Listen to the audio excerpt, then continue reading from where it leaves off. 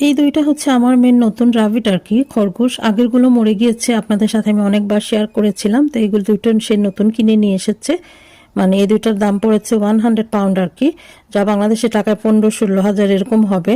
তো সেই সাথে সে আরও এক্সট্রা অনেক কিছু কিনে নিয়ে এসেছে। এই যে ঘর কিনে নিয়ে এসেছে, মানে সব কিছু এক্সট্রা কিনে নিয়ে এসেছে। আমরা যেরকম বাচ্চাদেরকে নাপি পড়াই বা প্যাম্পার্স পড়াই, এগুলোর জন্য এরকম খরগোশের জন্য এক্সট্রা কিনতে পাওয়া যায়। তো আমার মেয়ে সেগুলো কিনে নিয়ে এসেছে, কারণ এগুলো আমার মেয়ের আগেরই ছিল, কারণ আমার তো আগে রাবিট ছিল, সেগুলো মরে গিয়েছে। তো এই তো সে ফ্লোরের মধ্যে বিছিয়ে দিয়েছে, যাতে ওরা টয়লেট বা প্রস্রাব করলে ঘরটা নষ্ট না হয় আর কি, নোংরা না হয় সেজন্য। এগুলো নাপির মতোই থাকে আর কি, কিনতে পাওয়া যায়। তাছাড়া সব ধরনের খাবার ওদের কিনতে পাওয়া যায়, সব কিছু। মানে সব থেকে যখন কিনে আনা হয়েছে, প্যাট শপ থেকে আনা হয়েছে আর কি। প্যাট শপের মধ্যে ওরা ইনস্ট্রাকশন বলেই দিয়েছে কিভাবে কি করতে হবে। তাছাড়া আমাদের তো আগেও রাবিট ছিল, সেজন্য আমাদের অনেক কিছু জানা আছে।